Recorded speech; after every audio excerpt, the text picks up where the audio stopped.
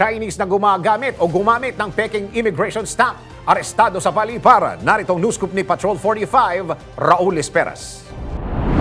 Arestado naman ang isang Chinese national matapos na ito ay umano gumamit ng Peking departure stamp at umiiwas sa deportation, gayon din sa pagsingil ng pagiging overstaying na isang dayuhan. Sangayon kay Immigration Commissioner Joel Anthony Biado, ang 31 taong gulang na Chinese national ay nakilalang si Sang Chao na naaresto sa NAIA Terminal 1 at papasakay sa eroplano ng Malaysian Airlines patungo sa Kuala Lumpur nang makita sa kanyang pasaporte sa secondary inspection na ginawa na peke ang kanyang immigration departure stamp.